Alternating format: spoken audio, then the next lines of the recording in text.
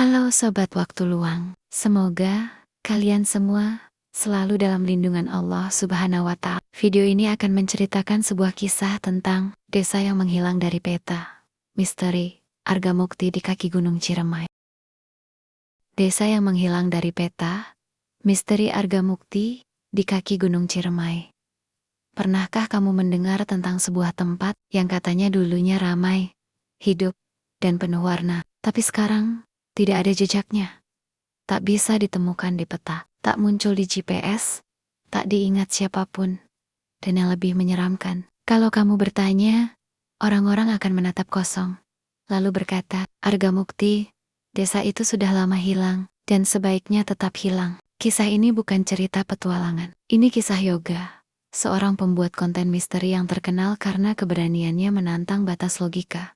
Ia mencari kebenaran dan menemukan tempat yang tak semestinya diketemukan. Desa Argamukti, tempat di mana waktu tidak berjalan dan manusia tidak sepenuhnya hidup. Yoga Prasetya bukan orang biasa. Di usianya yang baru 28 tahun, ia sudah menjelajahi belasan tempat terlarang. Ia menyusup ke rumah sakit jiwa yang ditutup, merekam malam di bangunan kolonial yang terbengkalai, bahkan pernah tidur semalam di terowongan kereta tua yang tak digunakan lagi. Ia bukan hanya pembuat konten.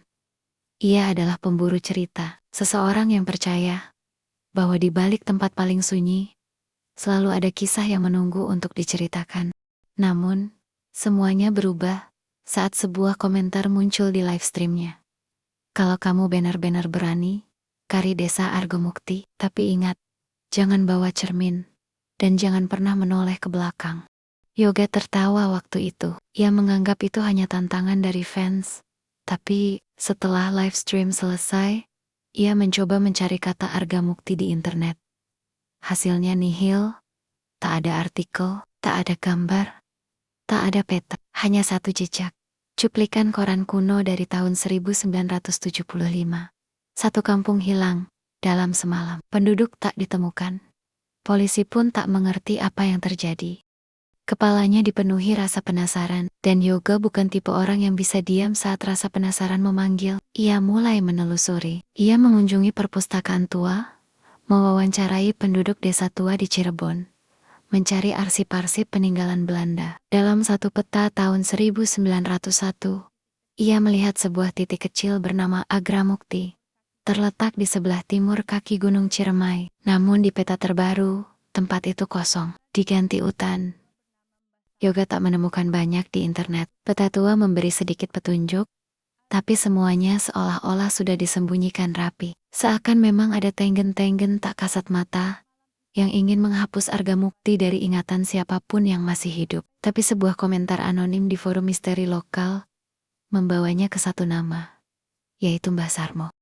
Ia disebut-sebut sebagai orang terakhir yang mengingat desa itu, bukan karena dia pernah ke sana, tapi karena keluarganya pernah tinggal di dekatnya, di desa Sukasari, sebuah dusun kecil yang kini nyaris ditinggalkan, terletak di lereng timur Gunung Ciremai. Yoga naik motor selama hampir 7 jam dari Jakarta ke Kuningan, lalu melanjutkan dengan jalan kaki sepanjang 4 km ke Sukasari, karena mobil tak bisa masuk ke desa yang jalannya sudah ditelan rumput dan akar.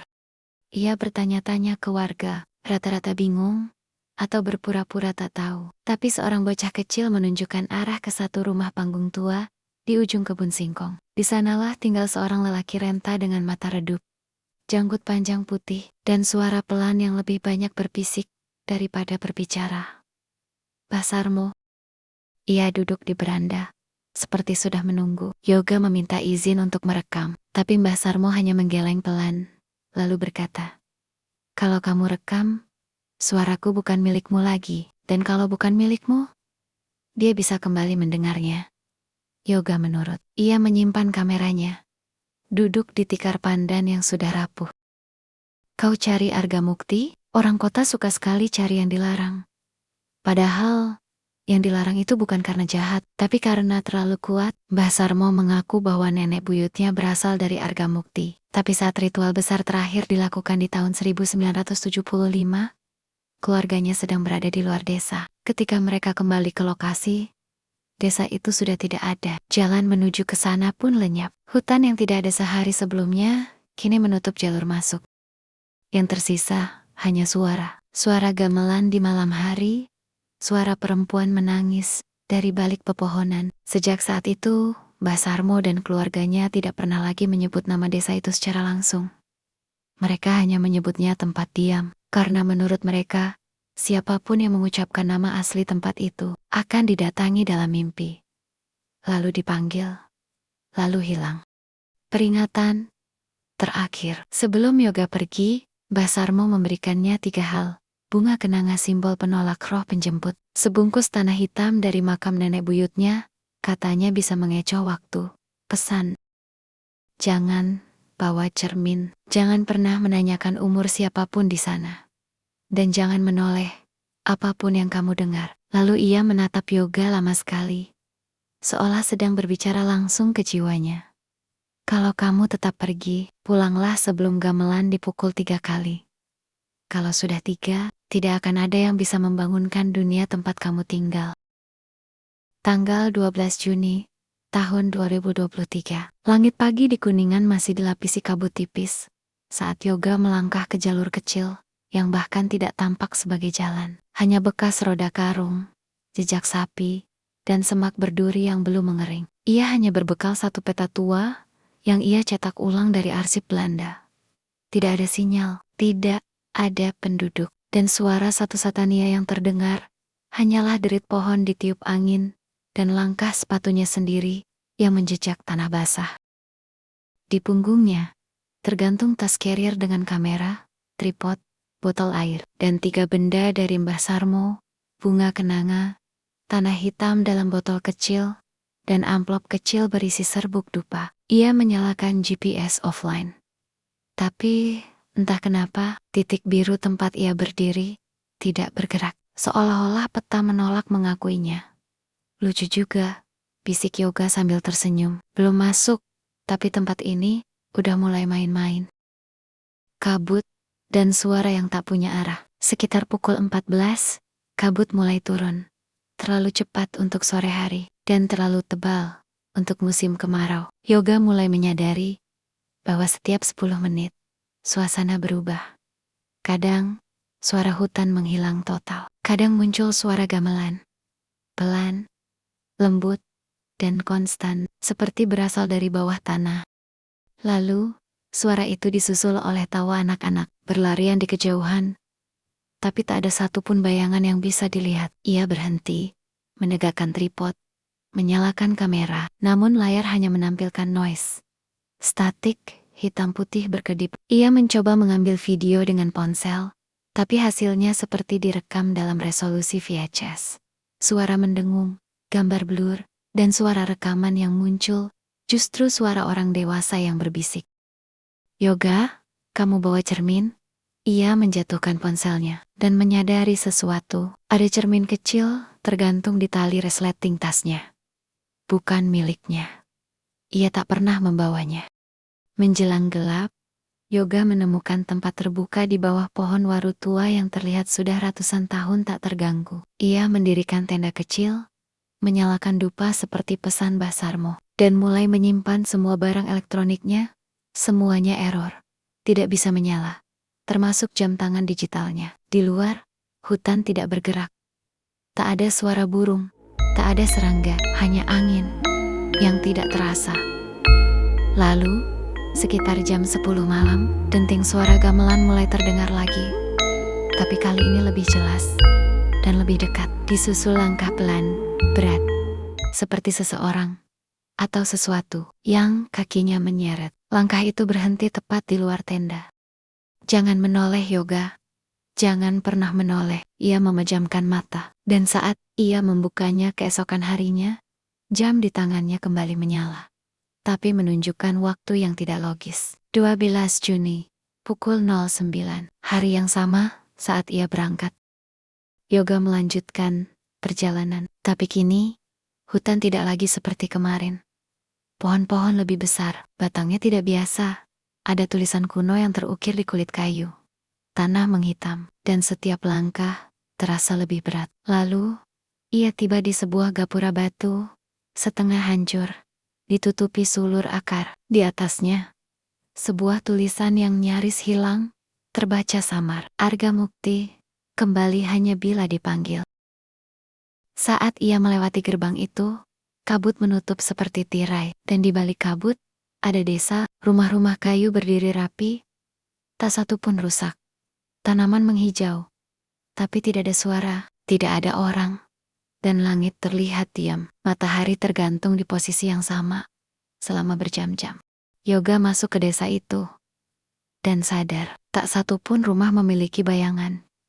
Desa Arga Mukti tidak seperti bayangan Yoga, bukan reruntuhan, bukan puing-puing, tapi justru terlalu sempurna. Rumah-rumahnya berjejer rapi, seperti baru selesai dibangun. Dinding kayunya bersih, catnya masih terang. Tanaman hias merambat di pagar bambu, tapi tidak ada satupun suara kehidupan.